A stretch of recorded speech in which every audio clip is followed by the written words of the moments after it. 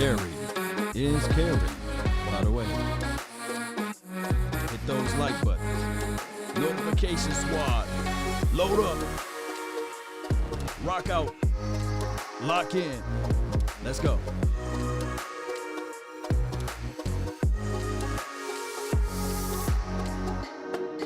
Are you not entertained?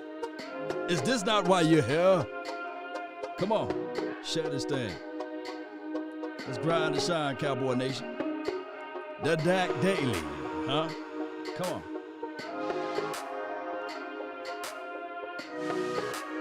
Pookie, Ray Ray, where you at?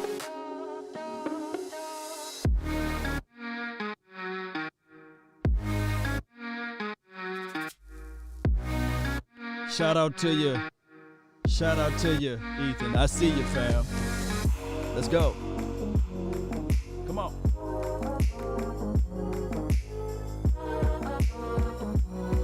Yo. Let's roll. Come on.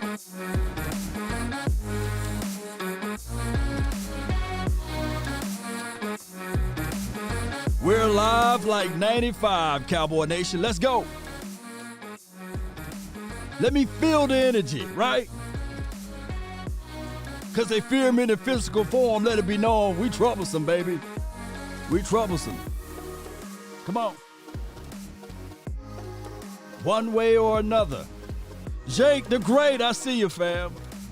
I see you, fam. Let me turn on the chat box. Yeah. Come on. Turn me up.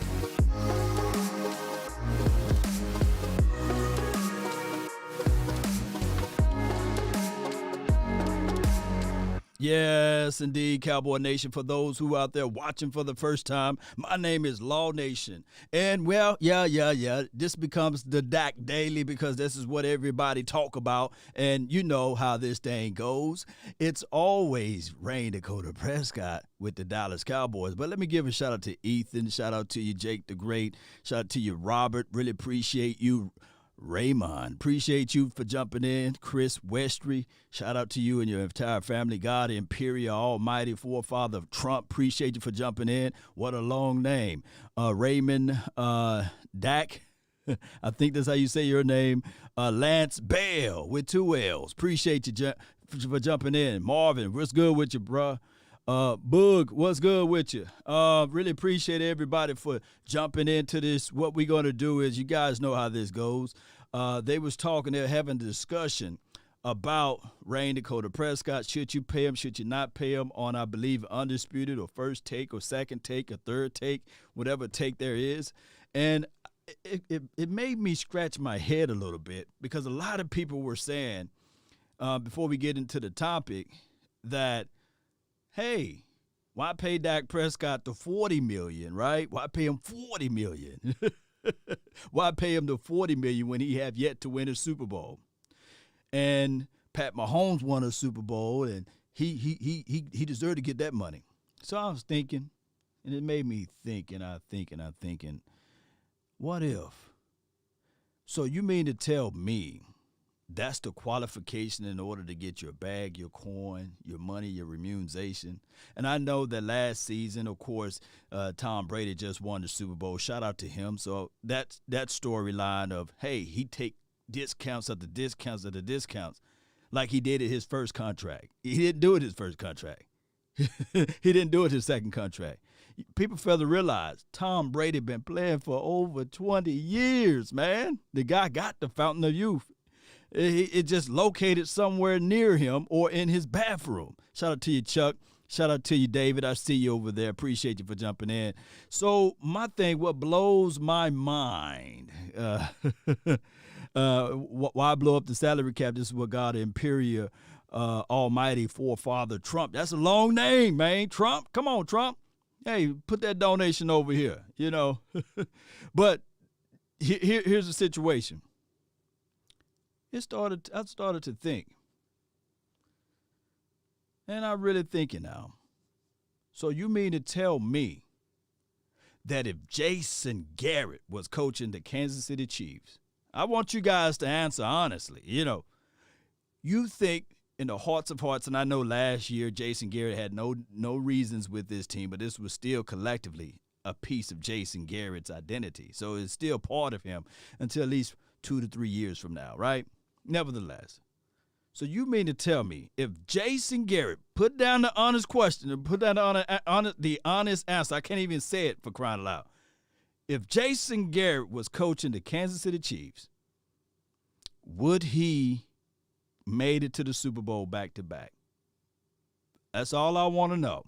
I want to see the answers in the comment box. If Jason Garrett was coaching the Kansas City Chiefs, regardless of whoever they have on the team, would he made it to the Super Bowl back-to-back? Do you guys believe in that reality? Because undoubtedly, I think a lot of people do, because they sent the qualification for Dak Prescott to get his coins, to get his bag. It's a Super Bowl ring. Shout out to you, Ethan, again. I'm seeing more no's. Where the yes is at, you know? Come on. I want to see somebody to really, if you just really dive into it and say, well, if I can do like this, you know, Thanos snap it, you know, and disappear everybody that's on the Dallas Cowboys team and just, I guess I have the reality stone or wherever that stone where I can rewind time or whatever that one is, and shift Jason Garrett as the head coach of the Kansas City Chiefs. Would they been to the Super Bowl back-to-back? I'm trying to find that yes so I can go into it. Shout out to you, Sandra Love. Really appreciate you. Jay Jackson, JJ in the house. What's good with you, Preston? Coffee. What's good with you? Brady and Mahomes wins regardless. Come on, God Imperial. Come on, you got to put, okay, real OG Whitfield says Jason Garrett would have took the Kansas City Chiefs back-to-back Super Bowls, although they won one and lost one. Can you elaborate, real OG? Can you give some substance to that? But this is what I would do. On this stream, at the end of the stream, we'll open up the communication line for your mind, and I'll post a link where you can jump in and you give your thoughts. But the ratio, I got two that says all you got to do is say yes. Jason and the real OG said that Jason Garrett would have taken the Kansas City Chiefs to the playoffs. Matter of fact, didn't they go to the championship game too? I'm moving the goalposts just like they do with Dak Prescott. So 3 years in a row, Jason Garrett would have taken the Kansas City Chiefs to the AFC championship game and then back-to-back Super Bowls. I got some land on the moon for sale, if you believe it. And I like Coach Red. I met Coach Red, good guy, smooth brother. Hey, sweet, strong hand grip. Look you right in your eyes. And how you doing, guys? He still say the same thing.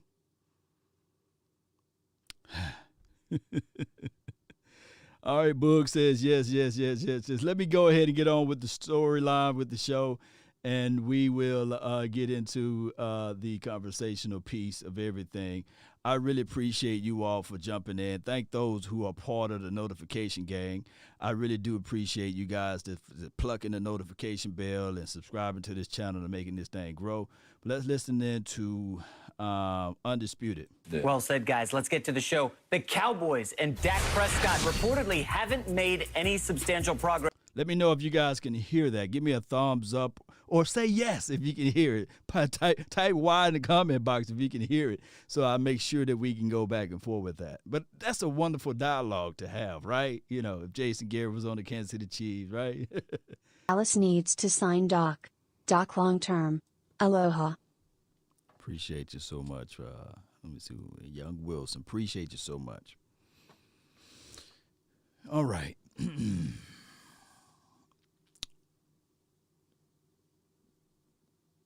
Let's play a game, okay? Let's play a game. If Jason Garrett was coaching the Tampa Bay Buccaneers, they would have won the Super Bowl this year, even with Tom Brady. If Jason Garrett was coaching the Kansas City Chiefs, would they won a Super Bowl? If Jason Garrett was coaching the Seattle Seahawks, would they won a Super Bowl? I'm not trying to pin it all on the coach, but he had the longest tenure. He had the longest time with the Cowboys organization. He had the longest time. Now, I do know that Mike McCarthy was coaching the team last season, but in order for me to give a grade on Mike, he got to at least be here for 3 years. So if Mike McCarthy is exhibiting the same tendencies that he had last season with coaching decision and being aloof to certain situations, then I would say, all right, cool. Jason Garrett, it wasn't him. It's just the infrastructure within, right? It's the players. And then, of course, we have to look at the fact that, Mike McCarthy, he need to go too. So Tom Brady would have told Jason Garrett how to win a championship. Oh, my goodness, man. Oh, my goodness. Long talking down on signing Dak long term, but you're leaving out the part where Dak don't want a long-term deal. He want 3-year deal. Come on, Law. He's asking for too much. If he, I didn't know what he's asking for. Is he asking for a 3-year deal now, opposed to a 4 or 5? If he's asking for a 3-year deal now, let me know, because I haven't read that information. Can y'all post a link or give me the information there, and I'll be more than happy to go over that. I would be, what I like to do at this time, I would like to open the floor to you all, and I hope that this process can work. Just give me a few seconds. Let me put this in here. And if you click the link, let me see if I can pin it to my YouTube page, but the link is in the description box. Give me 1 second here, pin. Get this right here for you guys. Bear with me, Cowboy Nation. All right.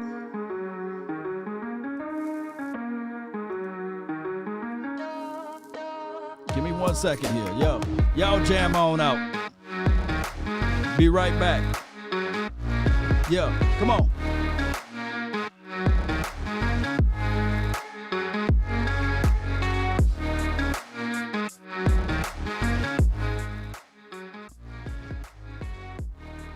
Let me set up everything for you all.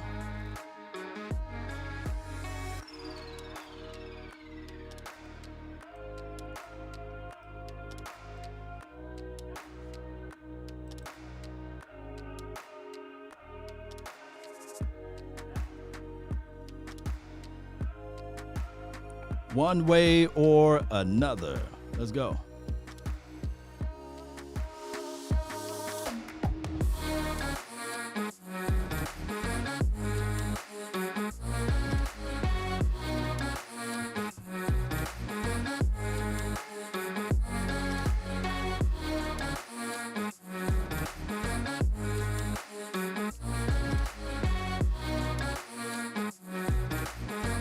Let's go.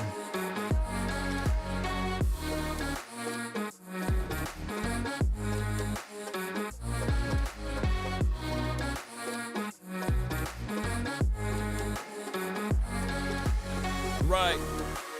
Come on. Hey. Ain't no party like a Cowboy party, 'cause a Cowboy party don't stop. Let's go. All right.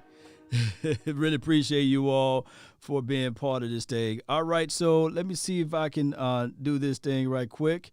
Ed, let me know if you are live. Let me know if you can talk. Speak your mind, Ed. Yeah, can you hear me? Yep, let me see the chat box. Can y'all hear Mr. Ed? Can y'all hear him? Go ahead, Ed. Yeah. They can hear you, man. Talk to me. Hello. Oh, you can't hear me, Ed? Yeah, I can hear you. Okay, go ahead with it. Hey, so I think we need new scouts. I think the scouts. Go ahead, Ed. I'm losing you. Oh, okay. I think we need new scouts. I think we need to draft better every year. I think that's what's killing us in the long run. When you say need new scouts, and you're saying that the draft part of it is the issue, are you referring only to the way that we drafted LVE, or the way that we drafted Diggs, the way that we drafted, I guess you can look at it, Tristan Hill, Michael Gallup? What are you saying there, Ed? Did I lose you? No, see, Hello? you're not going to be able to see my picture there, but Oh, okay. but you Yeah, should I'm be able to hear I'm me. saying that we hit one player here and there, but we need to draft better. Period. We don't need to draft good players. We need to draft the best players in the draft. I think that's what So we've we been can, doing. We've been drafting best player available. That's what we've been doing. All right, so what yeah, I'm going to do here is, Ed, just bear with me for a quick second. I'm going to add in Rivera, and I'll jump back to you, all right? all right. Rivera, you're live. Yes. All right, go with it. You're not going to be able to see me, but you should be able to hear me. Are you able to hear me? Yes, I can hear you. All right, go ahead with your thoughts there. What you got for the show? Um, well, to me, I'm just seeing what they, how they be down in Dak Prescott. For me, I think he did a great job with the Cowboys so far. Mm-hmm. I know he got hurt and everything. Things happen and whatever, but I really think that if once he comes back, hopefully they sign him. Right. For a contract. I think that he's gonna be amazing. To me, I think he's gonna be good. He's gonna be a comeback quarterback to me. So we just got to give him a chance. I think he got the skills, he got the leadership. So to me, I think he could get us a Super Bowl. We just got to get the right defense corrected. You know what I'm saying? No doubt. So Go ahead I think with Quinn, coming in there, I think he could do that. I could just see it in him. So we just got to give Quinn a chance to see what he could do with that defense. Well, what the thing is with Quinn is he will have to come in there strong and win the locker room.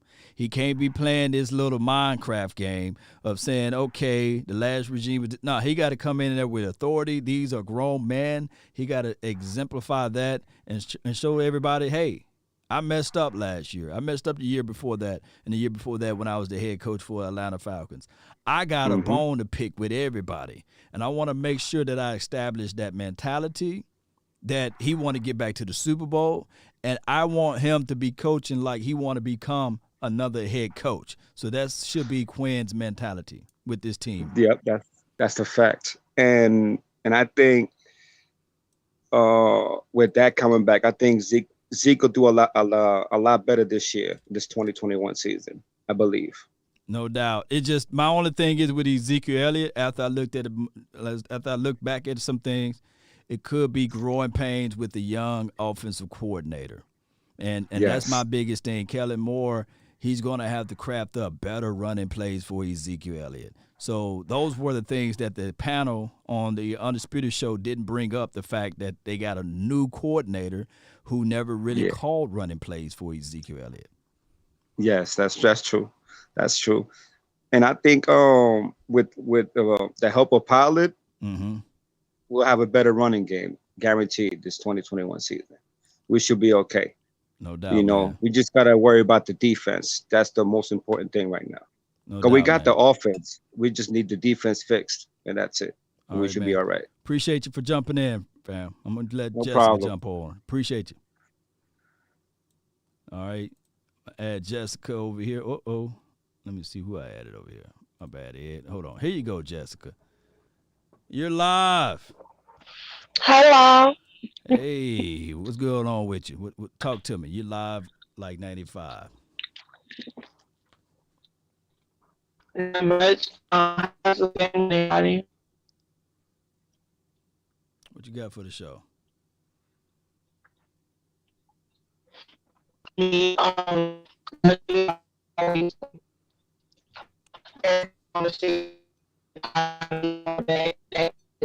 don't think we can hear you, Jay.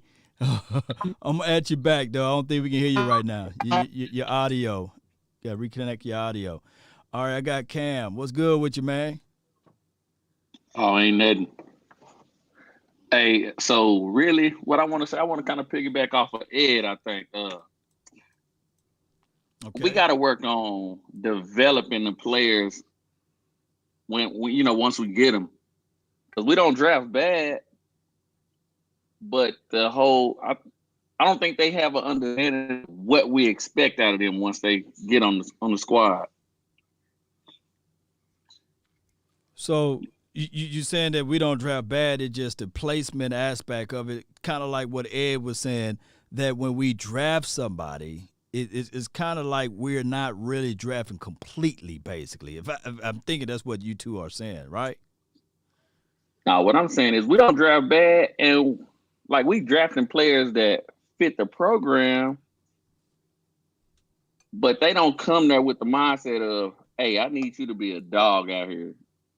You know what I'm saying? They get there and they like, oh, I got the check. I'm good. Oh, you talking about culture? Yeah. One thing I can tell you, man. I went to Jackson State University, and it's pretty good institution. HBCU. You know how it goes, man. The band always dope because of the culture does not allow the band to be subpar. But the football program over a couple of years has been on the bad end of it. So Deion Primetime Sanders, when he came out there, he tried to establish a culture.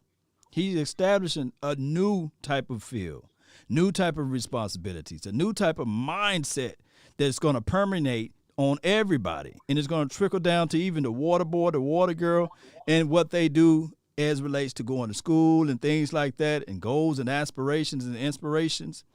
So I think for many of years, we didn't have that guy. We didn't have a guy that can really establish that type of temperaments.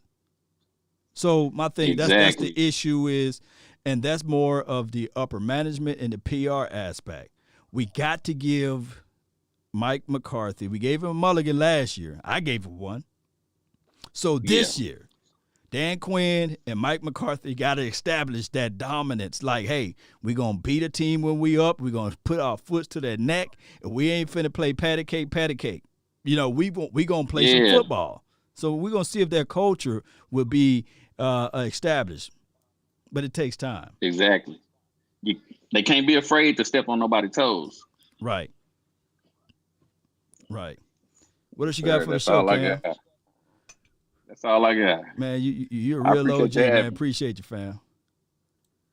All right. I got J Mac on the stream, man. What's up, Jay?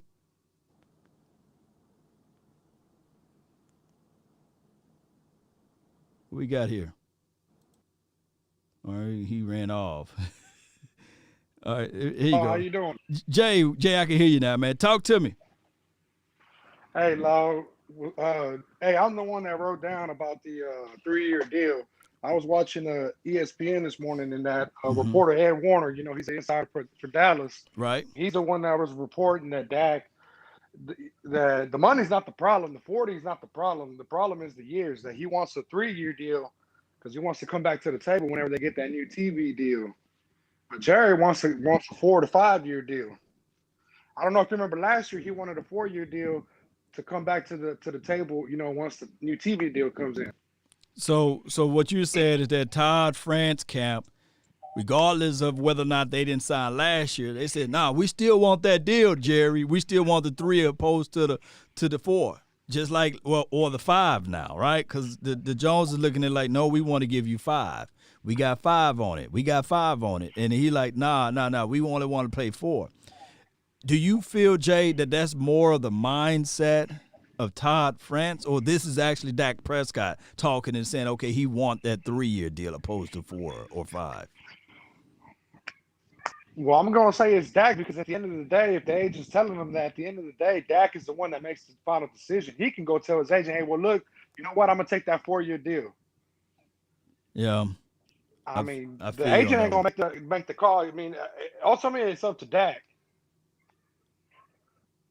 I mean, and I think that's where people are getting the concept of, I mean, I'm not going to say he's being greedy. I mean, because you got to get all the money you can. But, I mean, come on. I mean, it's a negotiation. The player isn't going to get everything. You got to give a little to get a little. You know what I'm saying?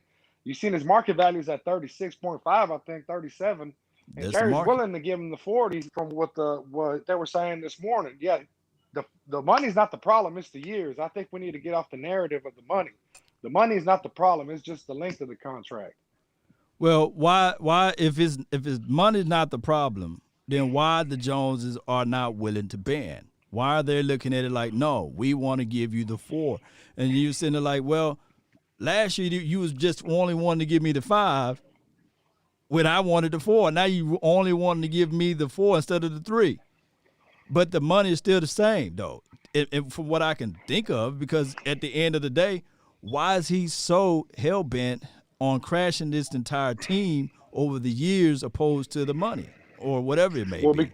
Well, because, you know, that if you give him the 3-year deal, he's going to come back to the table with that new revenue deal, and it's going to be more.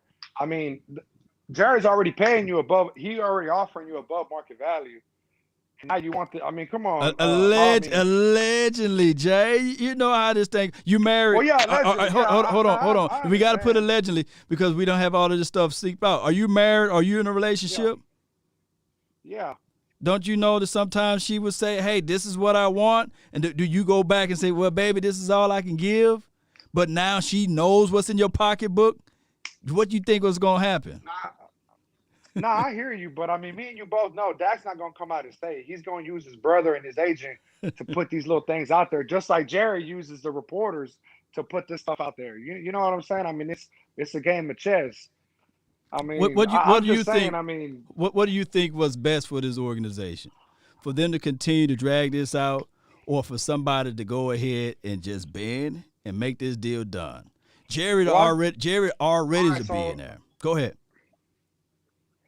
Go ahead. So, I mean, what, you just going to give Dak everything he's asking for? I mean, it's a negotiation. I mean, it's not a one-sided party. I mean, come on. It's a negotiation, but but hold on. Can Dak Prescott legitimately say, hey, I was playing under the discount for the first 4 years, man. $680,000. Hey, look, Law. Hey, look, to me, it's not a discount, Law. You got drafted there. You know what I'm saying? That's where you got drafted. That's just how your dominoes fell. You fell to the 4th. We drafted you in the 4th, and you know you worked out. I mean, that's not on Jerry Jones. I mean, he's the one that believed in you. Oh, come on. Now, there's multiple accounts where people outplayed their contracts and they approached the player and said, "Hey, we're going to go ahead and give you a little bit. We're going to go ahead and extend you now, before you even get a chance to approach the table." Now, I'm quite sure in the hearts of hearts. Hold on, Jay. I'm quite sure in the hearts of hearts, if they would approach him a little bit early and gave him $28 million, he wouldn't have been able to have any leg to stand on to say, okay, he'll turn that one down, would he? Yeah, you're right, but I mean that's not reality. I mean that's not what happened. What happened was they allowed the contract to expire. This reminds me. Go ahead. Yeah, they messed up. I agree, they messed up. But we can't go back in time, and change that. But what I was going to say is this reminds me of the whole Kirk Cousins situation whenever he was in Washington and he got franchise tag twice. I mean, everybody was saying you need to pay him, but the man was not a winner. I mean, he didn't win nothing. I mean, I'm not going to say I looked up the numbers this morning because I knew, I was going to call you. Right. Go ahead. Because I knew. I mean, I don't know the exact numbers off the top of my head no more, but I mean, they had similar. I mean, Kirk Cousins was putting up the yards and he was putting up the touchdowns, but he wasn't winning nothing. I mean, look, Dak is good, man. He's good. He's top 12. I'm gonna give him that, but I mean, we haven't won nothing. Yeah. I My thing mean, is, this is the whole Kirk Cousins situation is where you're damned if you do and you're damned if you don't. I mean, you're kind of stuck in a bind right here. You know what I my mean? thing is the Cowboys should never allow to get to that point.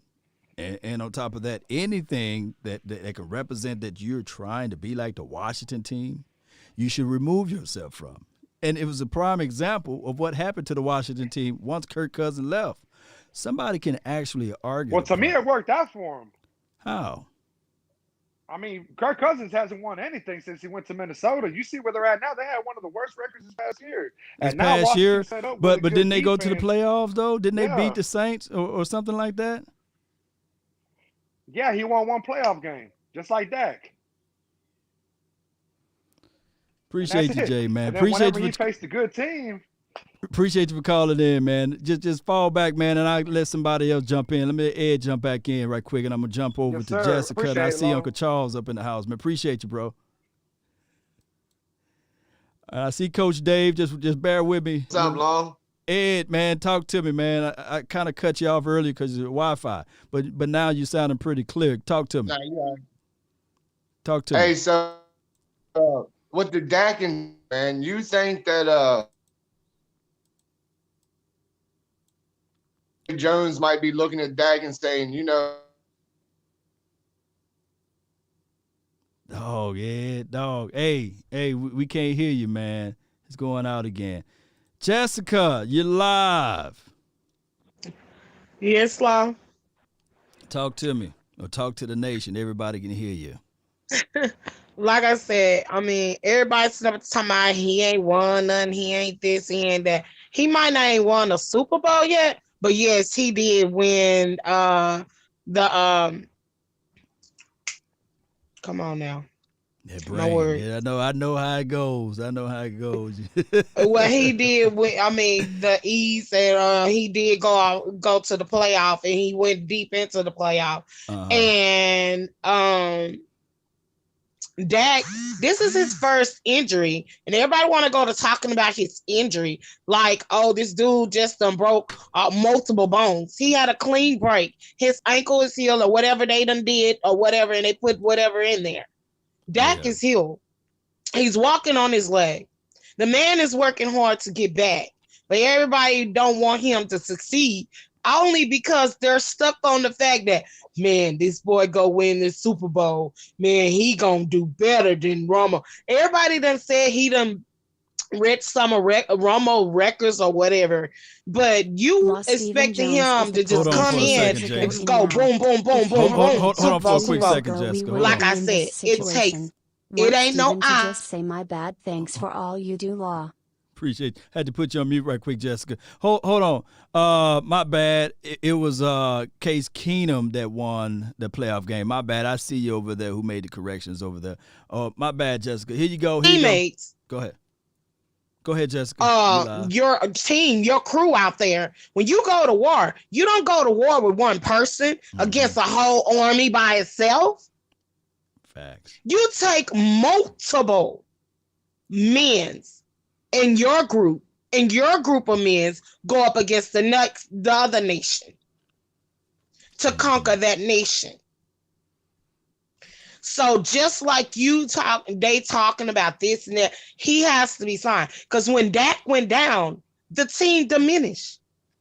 And it didn't matter. They threw these other people out there, and then you'd have had people to come on out different platforms and tell y'all what kind of man this man is. But yet you don't want to give him the respect. Yet y'all don't want to respect this man and want him to get paid and signed. But without this man, our team diminish. But with this man, our team succeed. But it took them all as one, because this one man came in and he got this group of people to let's go forward. But then some fell off. You had people that got injured. Those guys that supposed to protect Dak.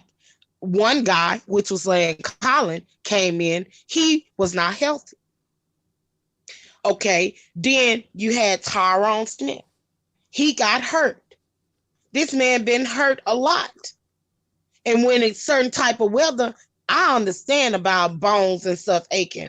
I was in a car that flipped over several times and hit trees head on. And every time it was flipping, hitting trees. All the windows broke out except the back and the front. And me, I had bleeding on the brain, they say, but God stopped the bleeding. Amen. So you want to sit here and say this man can do it all by himself. No other person on the team. That's not team. That's one person. But a team is a group of people that work together as one to win. Just like when you fight in the army and you go to battle, everybody got to be on one accord. Everybody got to be in on the same mind. Go defeat. That's how you win. It take defense and offense. And it take everybody doing their part. Working together as one. Together we stand, divided we fall. Amen to that, Jay. We do it so better together. And it's going to take every player on the Dallas Cowboys team, just like Tampa Bay did, to go win the Super Bowl. And they can do it. But they ain't going to do it without Dak. You can't bring a new piece in there. You can't put new garment on old fabric. It's going to rent. But you put new fabric on new fabric, and it'll go. Amen. But you already got what you need. But you're going to try to bring in a new piece to replace the piece you already got and expect that to take it on? It ain't going to work. That's all I got to say. Appreciate you, Jessica. Thank you so much for jumping in. That's good stuff from you. Let me give you an award. I'm going to give her an award. Give her a award channel right quick. The alarms. And this is Sparta! Always holding it down. All right, I got the infamous Uncle Charles. You're live. Talk to me. What's up, Lo? Oh man, it's your world, man. I couldn't wait to hear your wonderful storylines, your analogies. I kind of heard a similar analogy today. Well, it was yesterday. It was about owls and chickens. Do you know anything about that? No, but I do know about the wolf though. What about the wolves? Let me explain something to you, Law. First of all, how you doing? Man, I'm doing great, man. I'm doing good and wonderful. I'm glad to hear your voice. So let me just give the Cowboy brothers and sisters, and that was a hell of a call by Jess, and she's amazing. Mm-hmm. And let me just say this, man. Troy Aikman, Tony Romo, Jerry Jones had no problems with these guys. But why has he got a problem with paying Dak his money? Okay. All right, let's just look at it like this. Here's a mansion, and Jerry is the big bad wolf. I got everything in this mansion. And this big bad wolf, he roars loud, and he eats everything in sight. Well, he decided to go outside this mansion. And he went down the road and looked over the hill, and he seen two wolves. He couldn't understand what they were saying because they couldn't hear him because he was far away. And the wolves was discussing how we gonna go up there to that mansion and take it. They discussed it. They said, we going. And they went up to the door where the big wolf was, and they knocked on it and said, let us in. They came in, and the big bad wolf destroyed them. The next day came around. He went right back out there and looked over the cliff again, and he seen 6 of them. 6 wolves. And they was discussing how they was going to go up there and take that mansion. And he went on back in the mansion, and them 6 wolves come up there, and they knocked on the door and said, we come to take the mansion. He opened the door. He destroyed them. The 3rd day came, and he went out there and looked over the hill. And he seen 100,000 wolves. He didn't think nothing of it. He went back on in the mansion, and they knocked on the door, all 100,000 wolves. And he opened that door. And guess what? The wolves whooped his ass. See, he loved that mansion so much, he wasn't willing to share. Here's a man, Mr. Bigsley, out there in California. He didn't like it. He had a big sized nose. In fact, he had an anteater nose. He went and got it surgically removed. And then he looked in the mirror and said, oh man, I am as ugly as I was when I had the nose. Well, you can't get it back. Mr. Bigsby. It's gone now. We're going to lose Dak, and he's going to be gone. You know, you cannot have a friend named Sticky Fingers, because I'm going to tell you about Sticky Fingers real quick. Sticky Fingers stole everything that went nailed down. In fact, he stole so damn much, he stole his own stuff. He said, wait a minute, that's my stuff. And then he discovered crack. He discovered crack so much, his brother had a pair of white shoes in the corner of the house, and my brother said, where my shoes at? He smoked them too. You got to realize that you got a problem. Jerry Jones loves something. And I'm going to tell you, and this is the true thing, Law. Right. You can love something and can hurt it at the same time. You can love something and hurt it at the same time. You must not love something so much till you hurt it. Do you understand where I'm coming from? Man. And that's my call, baby. Appreciate you. Appreciate you. Yes, sir. Uncle Charles. Yes, sir. Always, man. Love you, bro. Love you too, man. Sir. This is Sparta! I'm talking about that's some good stuff. Now we got Coach. I see Coach Dave, Ed. I see you, man. But let me add in Swayze. What's good? You're live. What's going on, Law? It's your world. Talk to me. Yeah, man. I just want to discuss about the terrible narrative, in my opinion, about people are saying that when Dak went down, the team was a little worse. Can you recall my recollection? I could have sworn we was 1-3 with Dak Prescott, and I could have sworn we could have been 0-4 if it wasn't for the Falcons not knowing the rules. So from that situation, I don't understand why. Why do we need to pay Dak Prescott again? And don't get me wrong, I would love to pay Dak Prescott, but I don't want to pay him Deshaun Watson, Patrick Mahomes money. Dak Prescott, he needs a team around him. He needs a defense around him. He needs an offensive line around him. He needs a great running back around him. And right now, we don't have the resources. So why would you want to go through the 2000? Remember when Antonio Romo got paid? I think it was 2013, 2012, and before that, we was going 8-8, 8-8, 8-8. You know why? Because we didn't have the money or the cap space to get resources around Tony Romo.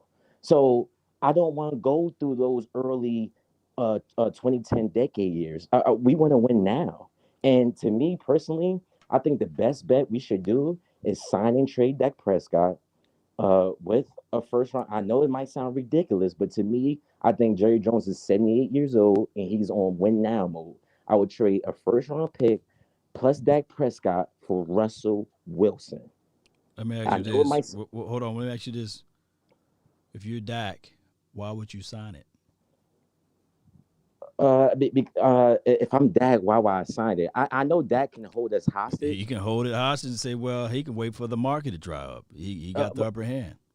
Yeah, but for me, I think that it's a club. I think the NFL is a club-based league, and I think the owners talk with each other a lot. And I think that the owners quietly behind scenes, they don't want the situation to be like the NBA. They don't want the players to quote unquote run, like they don't want the inmates to run the asylum. Like remember who will be in Jerry Wayne's Jones corner?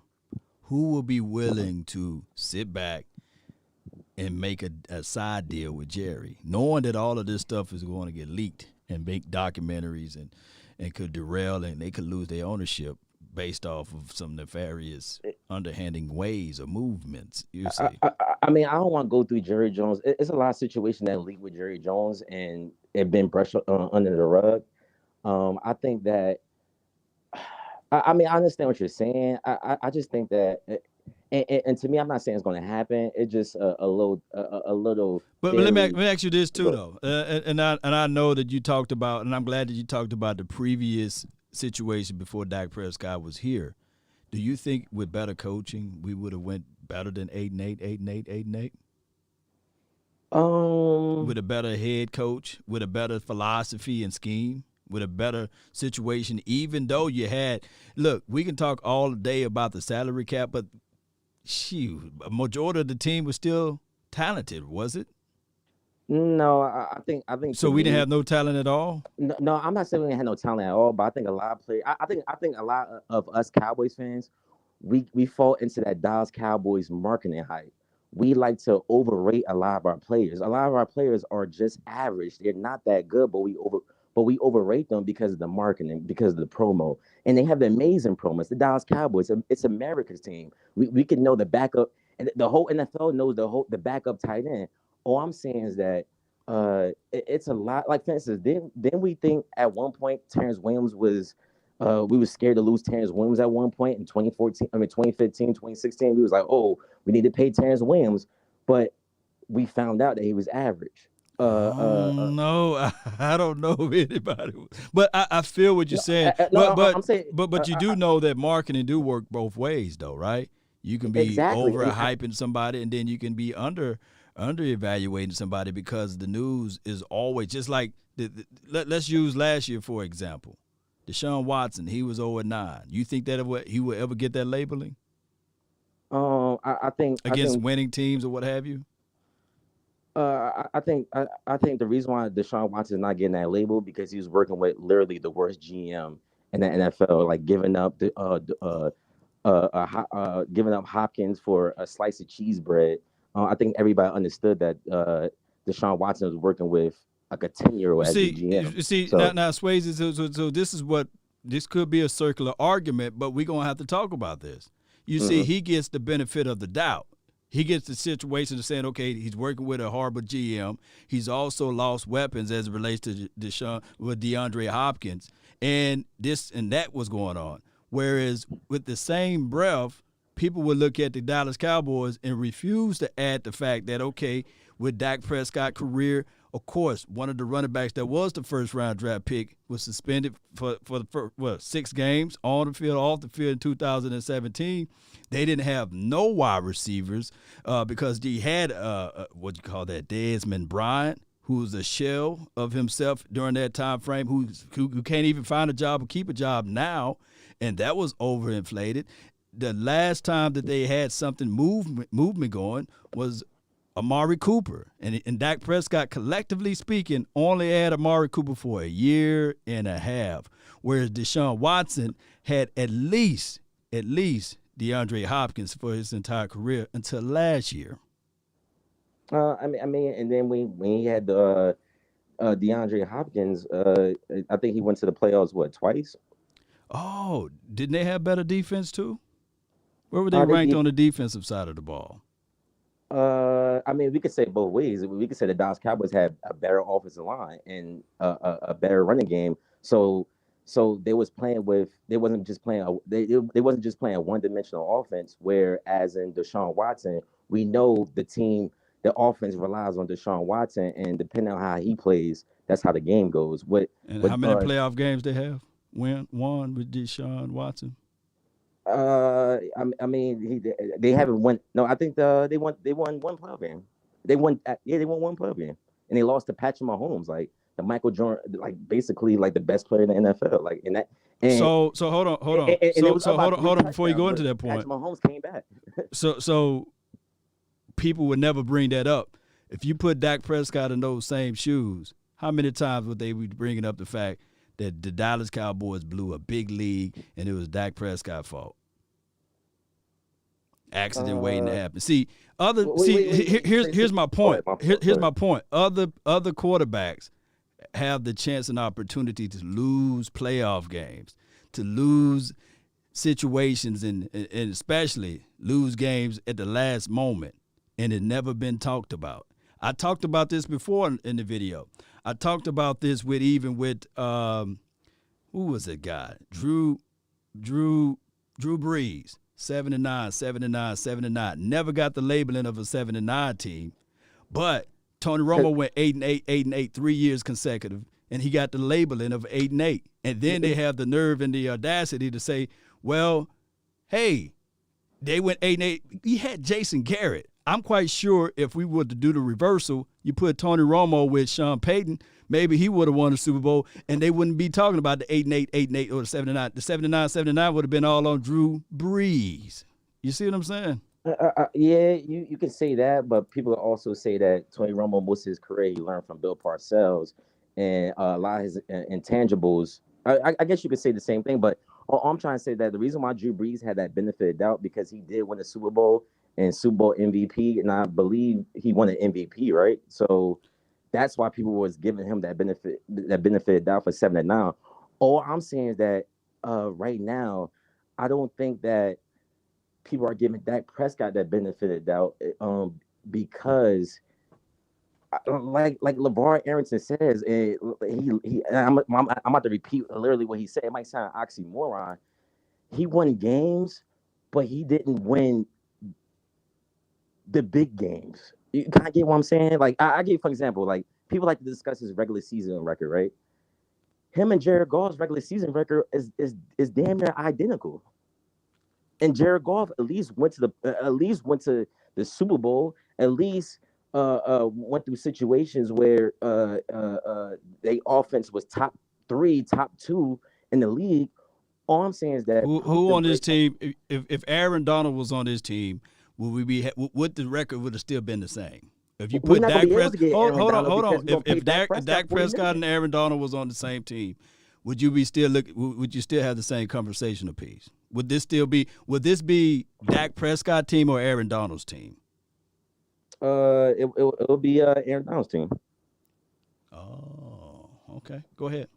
It would be Aaron Donald's team. All I'm trying to say is that if you even paid Dak Prescott 40 or 45 million, you're not going to be able to afford a player like Aaron Donald. You're not going to be able. You know why? So they was able to pay Aaron Donald and Jared Goff, but we can't do the same. That's one of the reasons why they're getting rid of Jared Goff, because they can't pay everybody. That's one of the reasons why they can't. That's one of the reasons why. The reason why they made it far. They had. Let me say this again. I had somebody to put it in there. Talib. I don't think that. Do we have a cornerback that's in the same arena as Talib? Marcus Peters, Aaron Donald, Sue. No, they will and deal in free agency. I'm telling you, the thing is, even put it like this. Let's just remove Dak Prescott out of the equation. They had a quarterback for $680,000 for 4 years. They didn't really do anything in the free agency then. Even if they pay Dak Prescott, do you think that they're going to make anything in the free agency again? Even if they don't pay Dak Prescott, let's say they make him walk. Mm-hmm. You think they still going to wheel and deal in the free agency? Just to put context in it, Law. Put it in there. Yes, we was paying Dak Prescott $780,000 a year, but $680,000. Yeah, but we was also paying. But we was also paying that Tony Romo dead cat money each and every year. It wasn't like we didn't have big quarterback money on our. I mean, we didn't have big quarterback money on our books. We still had big quarterback money on our books, and that's one of the reasons why we. So before you go into that detail, go ahead. Dak Prescott supposed to fall on the sword for Tony Romo. Nah, but Law, this isn't. This is a business. Like, we trying to win. Like, well, why did they pay Ezekiel Elliott? Hold on. Why did they pay Ezekiel Elliott if that's the case in the scenario? That was a bad deal to make. You don't pay running backs that much money.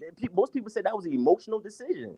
Jerry Jones thought it was this team was ready for a Super Bowl, and clearly he was wrong. And most people thought that was a bad decision, even when they made that decision that you shouldn't be paying the running back more than $18 million a year. So you want Jerry Jones to make the same mistake like other teams, like the Eagles made, like the Rams made, and like they made with Ezekiel Elliott, just because he has to make the same mistakes as the other teams and what he did in the past. Like, why does he need to make that same mistake again? Just because he made it before? Well, my thing is, and I feel your points on this, and I love the back and forth, is because this is a fun debate.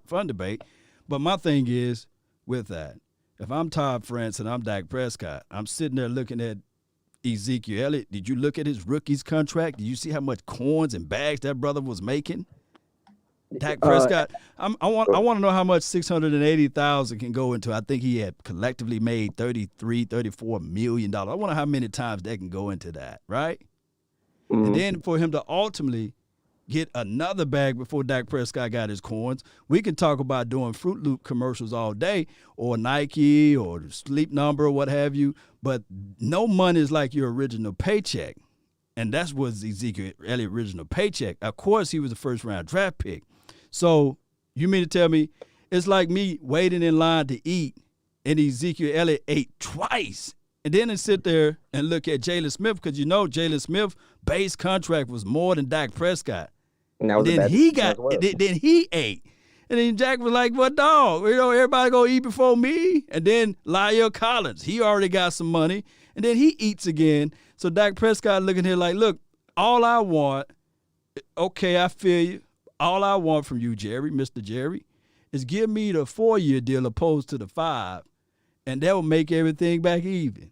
Jerry like, "Oh hell no, nah. You gonna get this 5," and that's when Tom France stepped in. He wants free room to move around his cap the same way he did with Tony Romo, meaning that if he needs to pay somebody or he needs to get somebody, he wants to be able to move Dak Prescott's money around. Well, if he want to move money around, I think that Jalen Smith didn't have, and I'm not joking at him. He didn't have a leg to stand on to say, okay, I'm demanding this money. You didn't have to pay Jalen, and you didn't have to pay Lyle Collins. Lyle Collins was still learning the position at the right tackle. Granted that he became better over the course of a year, but he was still learning a new position. If I was to do an analysis or break those two players down, their field of play didn't equate or equal to the justification of not paying Dak Prescott, because Dak Prescott is more valuable as relates to a collective than Lyle Collins and a Jalen. Am I right or am I wrong? Nah, I'm not saying you're wrong at all. All I'm saying is that, right, you're mentioning bad decisions. And you, I think you're speaking from a Dak Prescott perspective. You're saying that Dak Prescott, he's looking at it and saying, whoa, you want me to take, you want me to do this, you want me to do that, and you did that. I'm not. Dak Prescott has to look out for himself, and I understand it. Get your money. All I'm saying that I'm a Cowboys fan, right? Like I'm not like a single player fan. I look at the Cowboys, and I like to think about the Cowboys as I'm operating my own franchise team. Mm-hmm. I think that you'll be wasting years. I'm talking about years. I give you, for example, Tom Brady. You know one of the reasons why the Patriots was winning all those Super Bowls? Because Tom Brady wasn't taking top quarterback money. He's getting paid 15. I think this year he only got paid what, 18, 20 million this year. But the first 3 Super Bowls. Come on now, the first 3 Super Bowls, Tom Brady wasn't even elite at that time. No, I'm talking about the last 3. I mean, he got 7 of them. So the last 4 Super Bowls that he made. Yeah, but I'm saying the last 4 Super Bowls that he made, those were all him taking pay cuts because he understood. The Patriots understood. Those teams understood that if we pay, first of all, no team has ever won a Super Bowl with a quarterback taking at least 15% of the cap, ever. So all I'm saying is that if you want to win a Super Bowl, I don't think history is not on your side. So what you're saying is that if Jimmy Garoppolo took a pay cut when he was with the 49ers, he would have made that completion to Emmanuel Sanders, and they would have won the Super Bowl that year.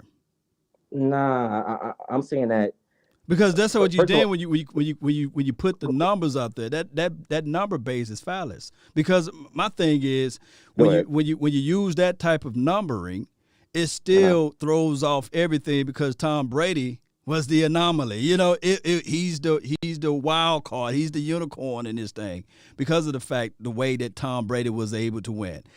It just goes that far down the rabbit hole. It's a deep situation. It's the bounce of the football. Even when you think about with the Russell Wilson situation, if they put the ball in the belly of beast mode, they would have won 2 Super Bowls compared to 1, opposed to 1, I meant to say. And Tom Brady would have lost the Super Bowl. And on top of that,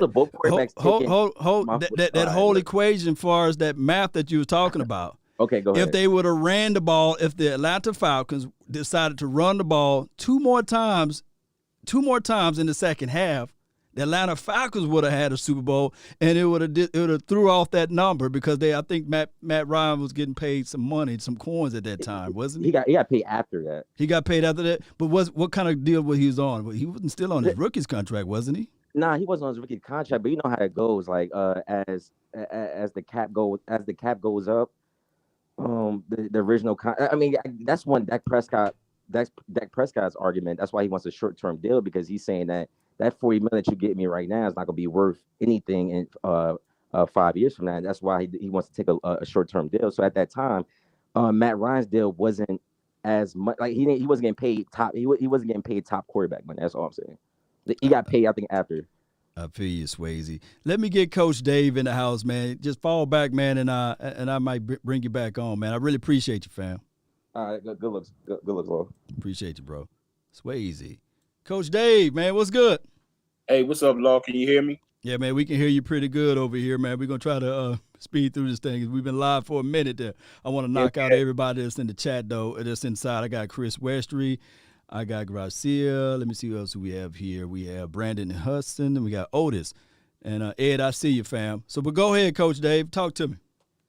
All right, so shout out to Jessica and Uncle Charles, man. They have really good content when they talk, so shout out to them.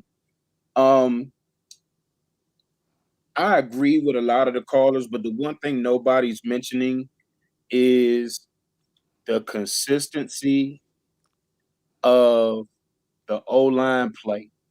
Dak Prescott and Zeke was at their best when the O-line was at their best. Tim, hold on, before you go into that, Coach, where was Yes. Lyle Collins playing at on that O-line? Nowhere. Right. They had what, Ron Leary at guard, right? Right. Who beat out Ron Leary at guard 2 years in a row? That was I can't think of his name. Lyle Collins. He beat out Ron Leary. Lyle got injured. They put Ron Leary in that spot. In 2015, of course, Lyle Collins was at guard. Oh, they had the third overall rushing. I guess it was the little skinny leg guy. I forgot his name from Arkansas. But go ahead, Coach. Go ahead. So that consistency right there needs to be addressed in order for everybody else to succeed offensively. You know what I'm saying? Because it ends and starts at the offensive line. And getting back to like those days when we were going to the playoffs and we was losing, that wasn't Dak Prescott's fault because he put us in a position to win. It was our defensive backs. That's what hurt us in those games because we would go up, let's say, with 2 minutes left on the clock, and we couldn't stop nobody. So to me, that was the issue. So in moving forward, because I'm all about being a part of the solution, not a part of the problem. Right. So you sign Dak, right? Then you go out and get Surtain in the first round, get a defensive tackle in the second round, and in my opinion, you take an offensive guard because to me, Connor Williams is not the answer at left guard. He's not the answer. And so if Tyron comes back healthy, Lyle Collins gets healthy, we get a new left guard, I think we're okay offensively. But the main thing is the safety play, the cornerback play. I even think we need a linebacker. And definitely 2 defensive tackles. Because if we go 4-3, we need a stud that can take on the double team. That would allow the middle linebacker to run free. And we also need a stud at the 3 technique who can get upfield and push the pocket. Let me assess your evaluation right quick. Yes, sir. So in 2016, I think Jeff Heath had 2 interceptions. One was called back because they called it some nefarious holding, I believe, on Mo Claiborne or somebody like that. So they waived. They called holding or something like that. So they waived that 1 interception. So I give you a point on that one. If we had better defensive back play, maybe.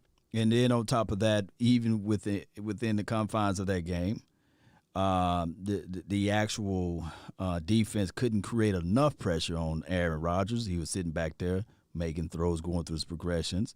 So we needed help in the interior of that particular year as it relates to defense. D-Law, he did a serviceable job, and Byron Jones did a wonderful job until the last quarter.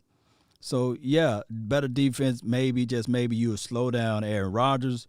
I think that the offense was at a stalemate too, because of the fact that I was telling everybody that I don't trust Jason Garrett with a bye week or what have you, and it was just they always started off flat, and that went back all the way when the years when we had Tony. You know, the offense always started off flat with Jason, and True. I think that he's not a good preparer of the moment. You know, that fiery, some people just win off of emotions. You know, I was watching Deion Sanders. I've graduated from Jackson State, so I'm watching Deion Sanders a lot, you know, what he's doing to our troops out there. And he's a fiery coach. He's in the face of all of the players. He's making sure that everybody on their X's and O's. I'm quite sure, Coach, you the same way. You want to make sure that their mindset is right, Coach. And I don't think that we got that from Jason. Flash or moving forward to the Rams game. You talked a little bit about Connor Williams, right? It was unfortunate that we had Connor Williams and we had Jumbo Joe Looney as the center, facing against one of the best fronts that they probably ever seen as a combination in their life, Sue and Aaron Donald. So they stopped the run. They shut down the run. We was not able to move the ball down in the trenches. And on the flip side, we had a guy named Jaron. I forgot his name. His name was Reed. He wore number 51. I'll never forget his name. His name was Reed, and I'll never forget his number 51. They kicked him inside, and he got beat up. I was on the defensive side. It got so bad that we couldn't stop the run that they kick DeMarcus Lawrence. He's a left defensive edge guy. They kick him to the right side. Tyrone Crawford, he got folded up, and Antoine Woods got folded up, and they was able to run the rock freely. It's just crazy how we just can't see that down in the trenches win games. But I'm quite sure that if Dak Prescott were to be able to overcome the offensive line woes, La'el Collins playing right tackle for his first time. Even La'el Collins had a sack on Dak Prescott in that game. And we needed help from the interior, but that's a story. WTF? Go, Why let's we Stelio comparing make Brady he made a contract donation. to Doc's potential contract? You So, can move money around, build defense, name and one draft and free quarterback agency. that went to the Super Bowl When with you their all and need that offense solid one tech, my God, you was all. not in the top 10. You know what I'm saying? Because of their offensive line play. You know what I mean? So people need to understand that interior O-line, D-line, that's what's going to win you a Super Bowl.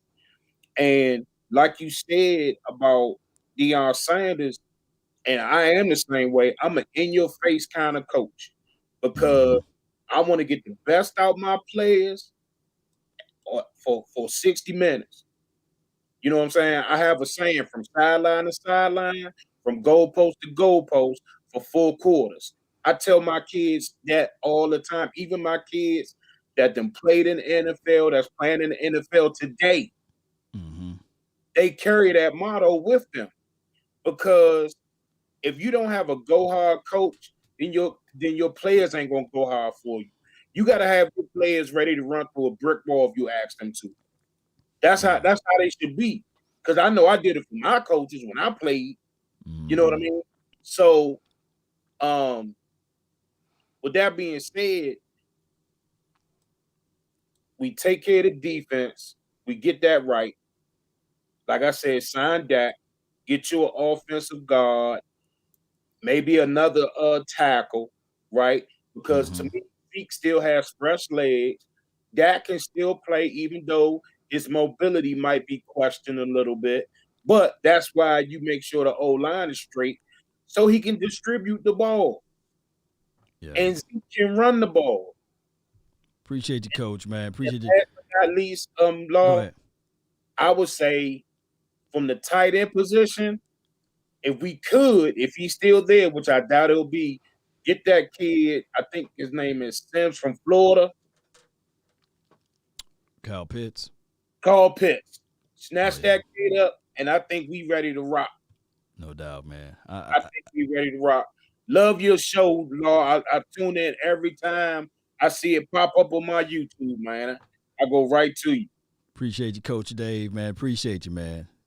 Yes, sir. I appreciate you. Shout outs from DC, man. All right, all day, every day.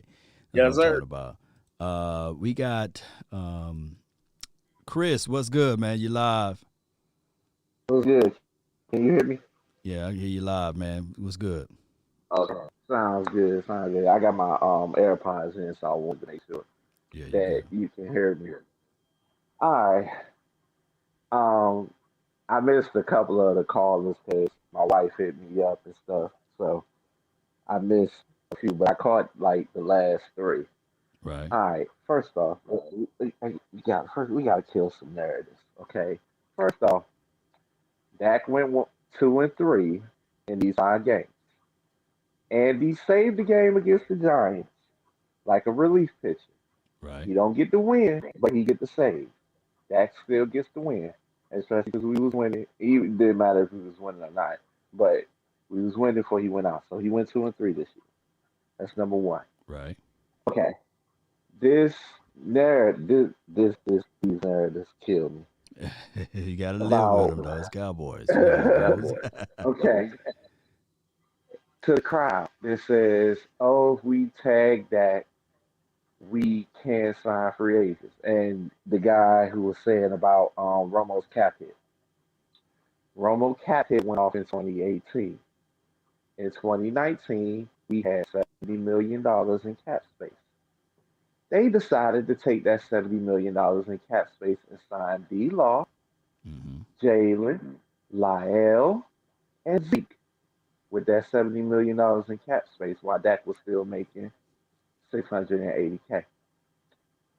So they decided not.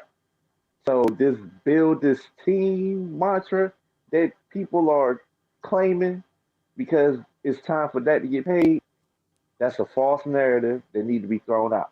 They didn't do it when he was making chump change. So ain't no need for them to think that it's going to start now when he's supposed to get paid. So that need to stop because they're not doing it. They don't be aggressive in free agent period.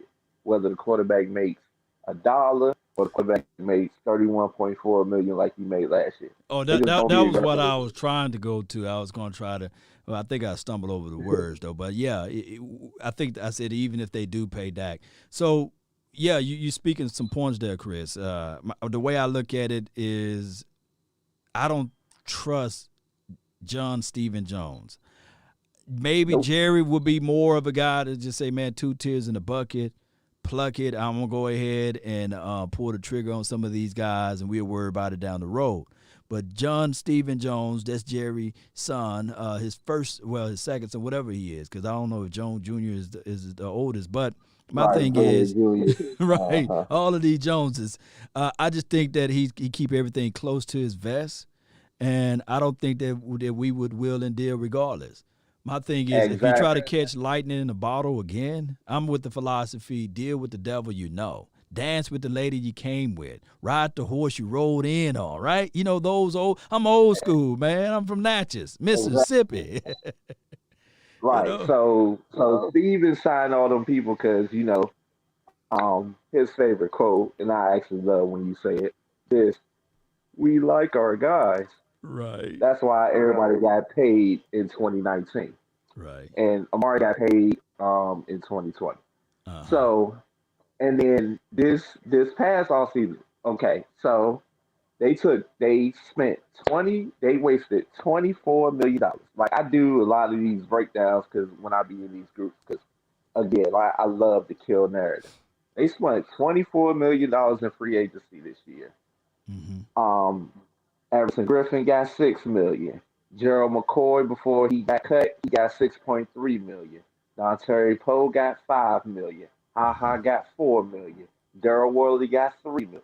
That was 24 million they spun in free agency and got rid of all of them. That same 24 million could have signed 1 or 2 prime free agents, but that's not what Dallas does. So again, and that's with Dak making 31.4 million, but they wasted 24 million off bargain bin free agents. So Dallas doesn't, especially since Steven is in control, doesn't go after free agents, which they need to do. They need to. But this narrative that Dak is going to be the reason why they don't go after free agents needs to stop, because they did do it with Romo. They don't do it now, or they just go bargain bin shopping regardless. So that right there just needs to stop. Okay. Go ahead. Last one, because I ain't gonna take up too much of your time. This defense thing. I love, like I said, I tell, like when I'm in these groups, I love watching people mock drafts. I love watching all of that. It's just good entertainment. I don't feed into it. I don't do my drafts until after free agency, and I'm about to explain why. Okay. Dallas' biggest holes, because I commented on your post when you had made it, you was like, what's Dallas' biggest hole? Right. All right. To me, and I know I'm in a very minority when it comes to this, their biggest hole to me is free safety. Free safety? Or Reason why? No, free safety. Yeah, free safety. Okay. Donovan Wilson, strong safety. Like I said, if I was Dan Quinn, I would tell Donovan Wilson to study tapes of Cam Chancellor. Right. And Cam was a 5th round pick. Donovan was a 6th round pick. And Cam was a borderline Hall of Famer before he injured his neck, because he's from Virginia, just like me. And I went to like several of his charity events. And I would have Trayvon Diggs studying tapes of Richard Sherman, because he's going to be the anchor of our secondary.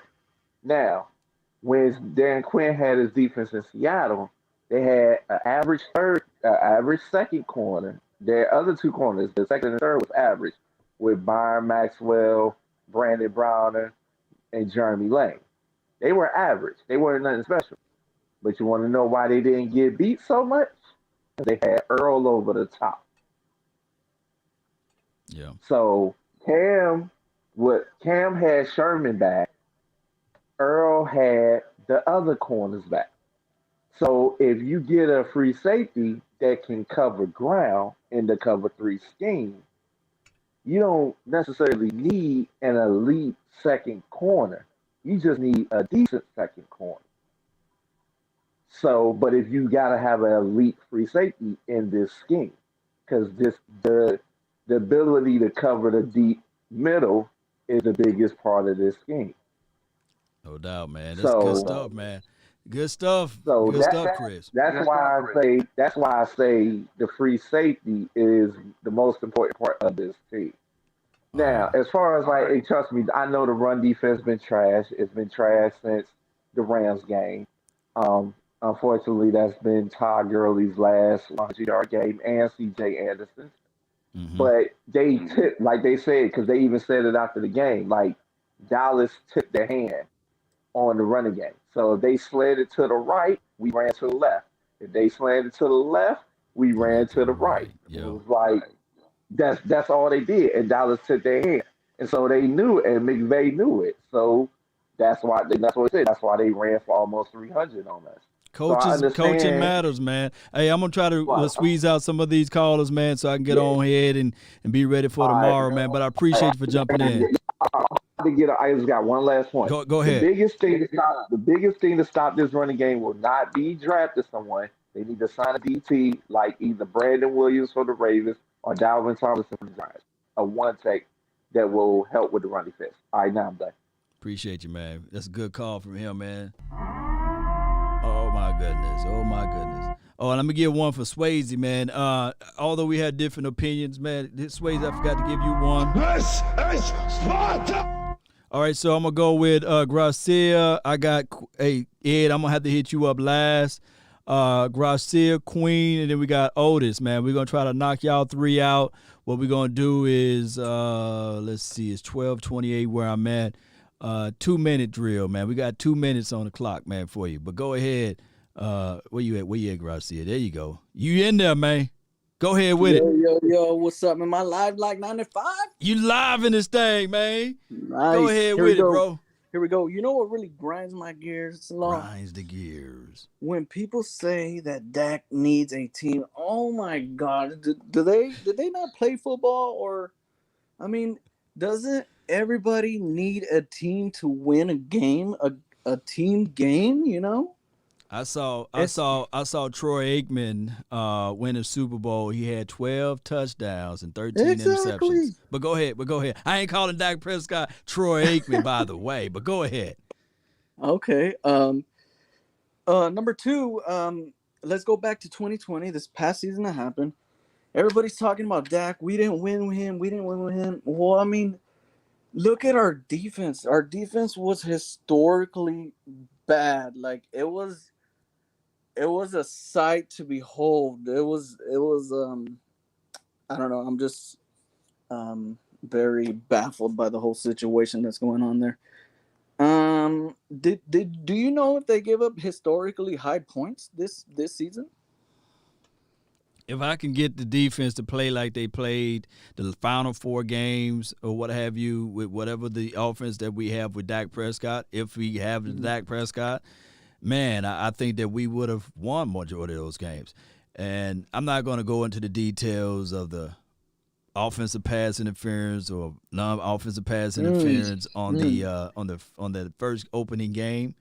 By it being a stadium that was opening up, that was built for $6 billion, that everybody, the lobbyists and everybody, mama, uncle, cousin, that had great influences there, some phantom call. And look, somebody put in the chat like, "Hey man, NFL is rigged." but go ahead, man. I want to tell all of your time, but go ahead.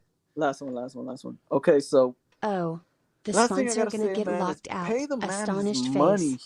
He is well deserved. He's a leader. He says all the right things.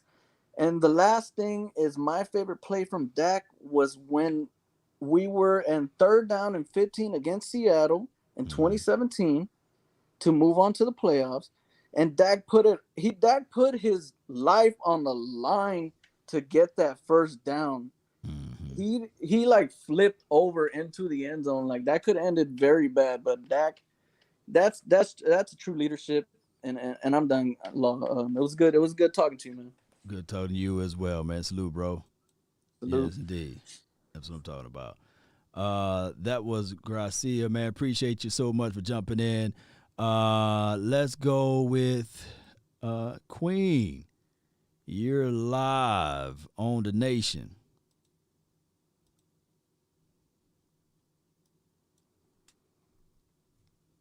Going once, twice, 3 times a lady. All right. Otis, you're live. What's up, Lo? Nothing to it, man. Talk to me. How you doing? Good morning. Oh, man, it is morning time. Good morning to you, man. What you got for the show? Turn your radio down. I think I'm hearing some reverb or some echoes. Can you just close out all your windows? Can you hear me now? Yeah, I can hear you. Go Yeah, ahead. I got a question. I wanted to ask you some questions, right? Go ahead. Do you think the Cowboys can draft Trey Lance and he can sit behind Dak Prescott probably after that?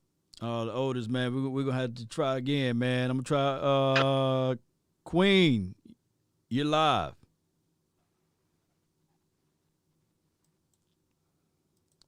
Ed, what's good? You're live. Hey, Law. Talk I just to got me. 2 things to hit you up real quick.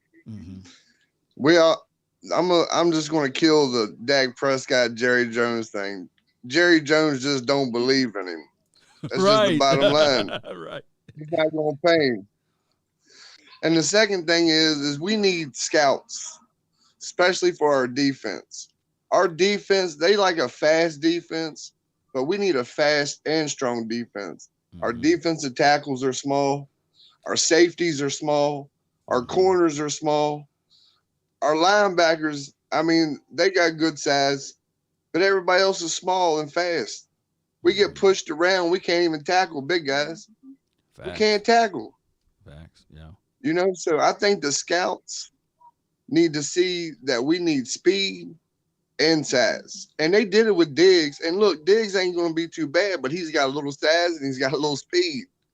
Mm-hmm. So what's that tell you?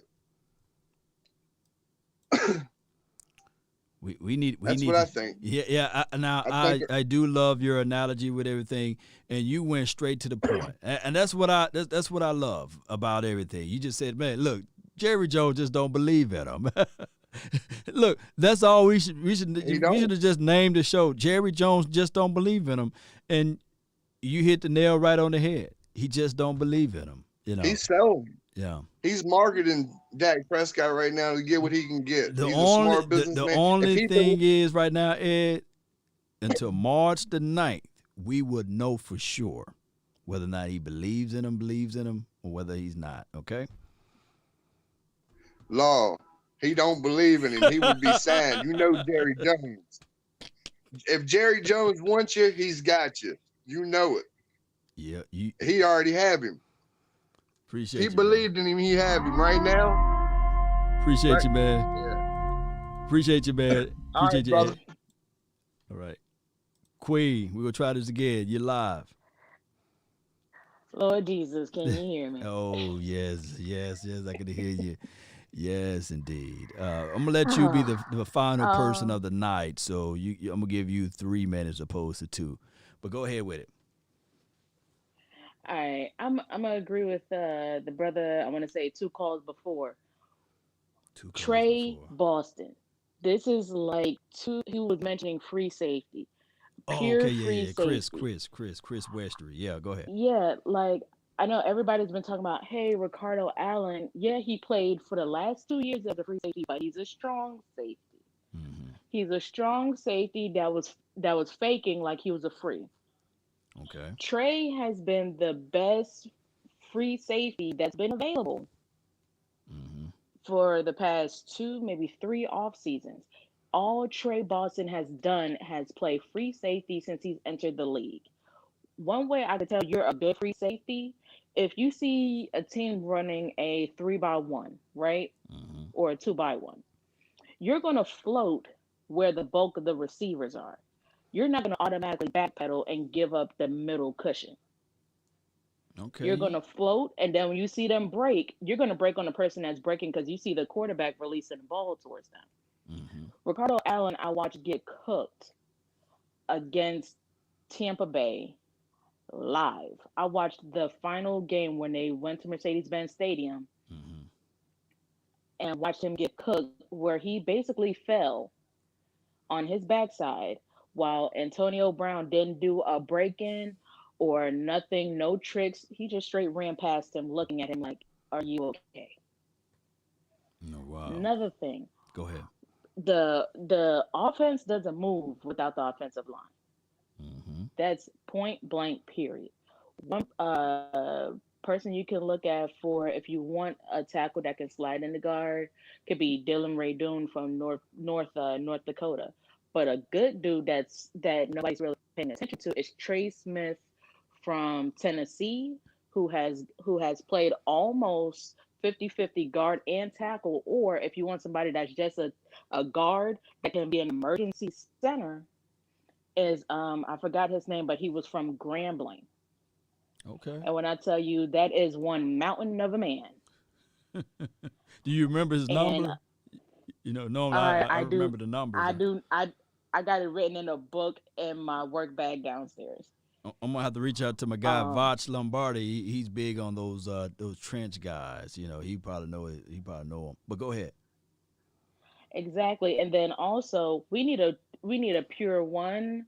I'm not above getting a mercenary. I'm like, look, get over yourself talking about with these mercenary D-techs. Get them, like, come on, stop, get over yourself, because people need to stop thinking that the linebackers stop the run. It's D-tackles that stop the run. People need to man their assignments and put on their big boy draws and man your assignments. Because if the defensive line ain't keeping nobody clean, then you don't have a defense. Because D-line keeps the linebackers clean, which keeps the cornerbacks clean, which keeps your safety clean. And if you got a pure free safety that's roaming around laying the wood, then you all good. Oh man, You spit the straight facts right within the time too. I didn't even have to say time. I just feel like just telling you to keep going. That is some good stuff, Queen. Especially when you broke down the defensive tackle and of course the safety role, the free safety role. I think that people were probably looking at the fact that maybe Ricardo can be better than what Xavier Woods showcased it out there. But there's stories of I have to really dive into Ricardo film to see, you know. Right, and if I had to play devil's advocate, play it. exactly. And so if I had to play devil's advocate on who to keep between Cheeto and J-Lou, I would keep J-Lou over Cheeto. Let me see why. Let me see. Hold on. Before let me guess it. Let me guess why. You like J-Lou's? You said you ready to keep J-Lou over Cheeto, right? Mm-hmm. You like J-Lou's aggressive mentality. He's not afraid to come down and be a little bit more physical. And he is a little bit fluent in his hips now. He just, when he get beat, he grabs. So he missing out on a few inches there. Is that the reason why, or can you go into your details of why? That was actually it for the most part. And yeah, he can't get grabby, but also I feel like that is bad coaching that they didn't coach that out of him. Because that to me is still a habit that is stemming from college. Yeah. You know what was amazing though with J. Lou his rookie year? They had him playing on the field side of the ball. I think Anthony was playing more so on the boundary side, and he was the guy when he came into the game. People was looking at like, he's a shorter guy, but he's still able to play on even the field side, and he was playing pretty well. I think he got an interception, I believe, even though we lost, but I think it was against the Denver Broncos, I believe. But go ahead. Go ahead. But yeah, I would definitely keep him because also when it comes to like tempo and not giving up, because I will say what really did, I'm not gonna say grind my gears. It just pissed me off beyond relief that Cheeto had the audacity to say publicly, the whole effort comment. Oh, Cheeto spoke on effort too? I was it Cheeto or it was somebody else? Xavier Woods. Sure. It was Woods talking about he can't play 100% of the time, 100% of the time. Yeah, Woods would be getting a pink slip myself because between him and Cheeto, both of them play, in a seasonal language, but they play half-assed. Oh goodness. Both of them. My goodness. And I'm just like, I can't have you playing, playing by half, and you're like the last line of defense. I can't. I'm sorry. That's against my religion. No doubt. Appreciate you so much, Queen, for calling in. I will have to give you one of the best caller awards today, as well as Swayze. He was a good caller too. I love objectivity. I wish Swayze was still here, but did you agree with some of his thought tracks on that, or you was like, nah, at all costs, keep Dak Prescott? What are your thoughts on his? Do you have any rebuttals for what Swayze said, or were you listening live? I came at the towards time? I was coming in towards the very end of his, so I'm not too sure about what Swayze was saying at that point. All right, so maybe if I do a show tomorrow, just rewind and then listen to his excerpt there, or his rebuttal to my rebuttal, and let me know. And when you call in, I'll make sure I boost you up all the way to the front, okay? Alrighty. Appreciate you so much. You have a good one. You too. That's a good call from her. Let's give her. This is Sparta! A lot of people saying Cheeto is a better scheme fit. As far as this cover 3 look that we're going to do, maybe, just maybe. All right, Cowboy Nation. Look, this is the wrong day for me to do a marathon show. What I would do, because I see you, Jay, you up in the waiting area.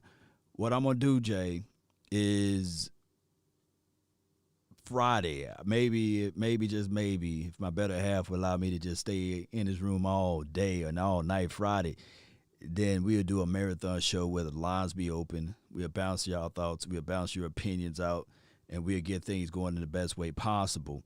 And maybe it will be after, because I know Mark Holmes, he go live on Friday.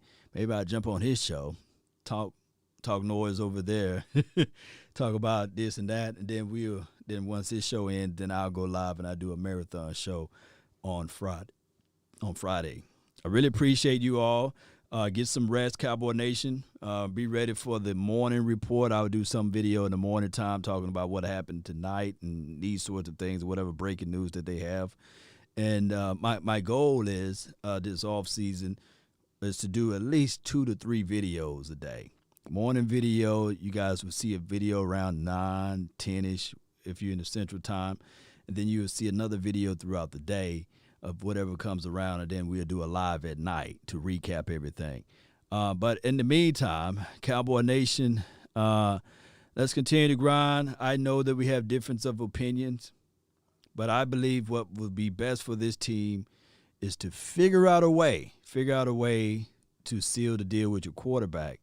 And if you're trying to let your quarterback walk, just think about the days of Vinny Testaverde, Drew Henson, I think that was his name, Tony Banks, Stephen McGee, Brandon Hughes, I was about to say Brandon Weeden. I'm looking, think about those days whereas we have even Kellen Moore, Stelios. And y'all hear from your finance department. This episode is brought to you by Stelios, man. I really appreciate you, 300.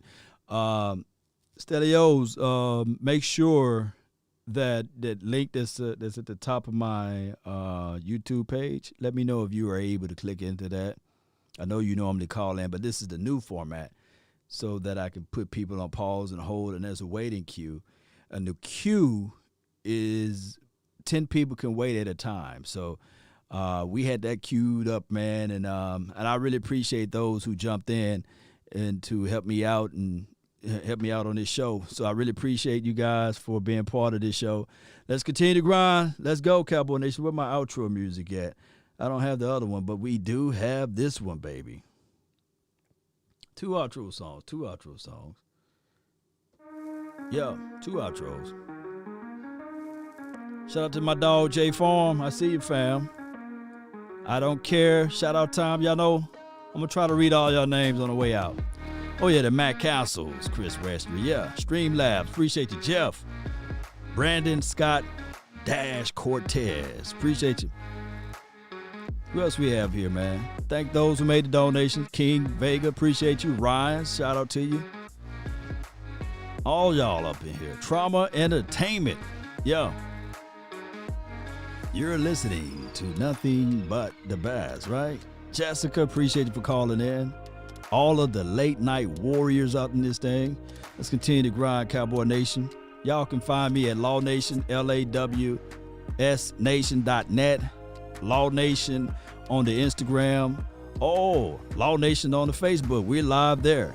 Y'all make sure on the Facebook groove, y'all share. I'm trying to do a giveaway on the Facebook. Show y'all some love over there. Also, Cowboy Nation, let's continue to grind. Hit that like button. That like button does something special to this channel. A10 UN, appreciate you. King Vega, appreciate you, man. Let's go. Turn me up. Something good happened when you hit that share button. Let's go. Yeah. Yeah.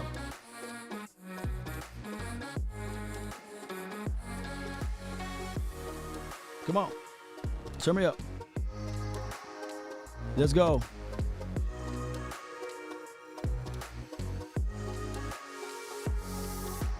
Ain't no party like a cowboy party. Let's go. Mr. Politician Law. Appreciate you. Calvin. Let's grind. This is brought to you by Stelios. Not 100, not 200. 300. Stelios. Let's go.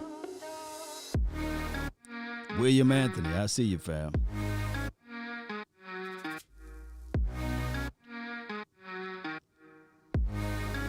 Rick Dalton, let's go. Let me see some fire emojis in the house, man. Let me see some fire. Fire and desire. Chris Junior, spit them bars for me.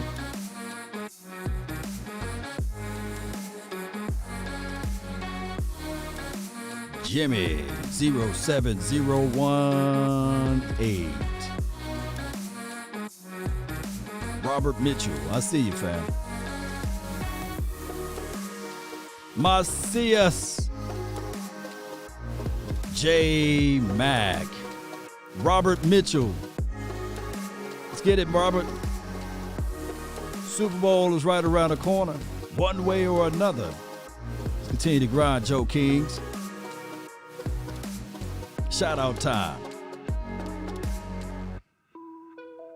What we tell them? Stelios. Man, that's what I'm talking about. This song is brought to you by Stelios. Nick, let's go. Young Nick. Fans, get your D, fire, fire, fire, act together.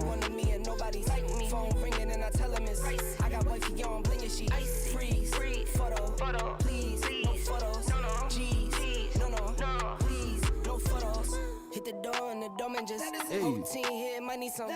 Come on. Young, but I move like a Move like a veteran over here.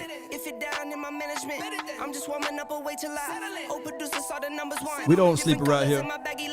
Chalk it up, talk of the town where you're talking up. Wanna get you I do care. tough enough. Wanna get you new things with your pockets dull. Run it up. I used to be quiet and out of luck. Now I move up and move humble cause the hate and the jealousy. My mama telling me count up your blessings. The livest show on the planet, baby.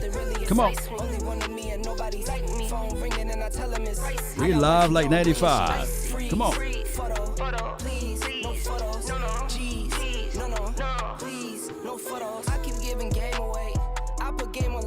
I do care. Appreciate you. I get paid on rainy days. I might make it rain today. I got paid off pain today. Thought it'd take the pain away. In my own lane, finger roll. I would never sell my only soul. Heard your whole team was for sale. Heard this on the market for the low. Who the realest, we might never know. All this acting, you gon' play a role. Give you the world when they sign you up. Try you out and then they line you up. Ooh, now you're looking hungry, ribs are touching, need some food. Now you're all on live acting surprised, but you was fooled. Boy, get out the way, it's been a day, now you're old news. Now you got the pen and pad, you're trying to take my moves. Nowadays, nothing really excites me. Only one of me and nobody's like me. Phone ringing and I tell him it's I got wifey on bling and she freeze. Photos, please, no photos. No, G's, no, please, no photos. Nowadays, nothing really excites me. Only one of me and nobody's like me. Phone ringing and I tell him it's I got wifey on bling and she freeze. Photo, please, no photos. G's, no. Calvin, appreciate you. Don't freeze yourself. Let's go, Cowboy Nation. Let's put those 6 rings in the comment box or the chat box. Let's continue to grind, Cowboy Nation, one way or another. My name is Law Nation. Remember this, when the end comes for me, let it find me conquering a new mountain, not sliding down an old one. Let's go, Cowboy Nation.